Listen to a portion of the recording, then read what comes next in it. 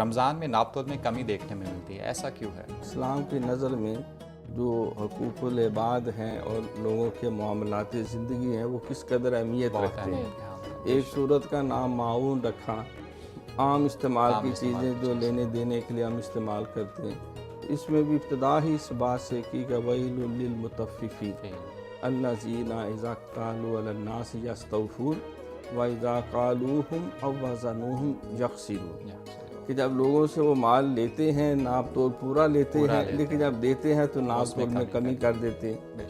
تو سخت حکم دیا کہ واقیموا الوزن بالقسط ولا تخسروا المیزان، تم پورا وزن ناپ تول کے صحیح دیا کرو اور اس میں کمی نہ کیا کرو۔ تو اس کی پہلے تو پتہ چلے ناپ تول میں کمی کیا ہے۔ وہ سرکاری پیمانے جو انصاف کے ساتھ ناپ تول کے لیے طے کیے گئے ہیں اس میں کمی بیشی کرنا، اس کو کہتے ہیں ناپ تول میں کمی۔ اس کی ایک صورت یہ ہے کہ جب ناپ کے دیا جائے تو کم دیا جائے، تول کے دیا جائے تو اس میں بھی کمی کر دی جائے، یا جو مال طے شدہ ہے اس کی بجائے ناقص مال دے دیا جائے، یا اس میں یہ ہے کہ اس میں اندر ملاوٹ کر دی جائے۔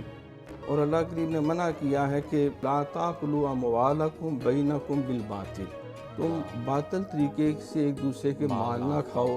وہ ناپ تول میں کمی ہو سکتی ہے، وہ ملاوٹ ہو سکتی ہے، وہ دھوکہ دہی ہو سکتی ہے، وہ جھوٹ بول کے ہو سکتا ہے۔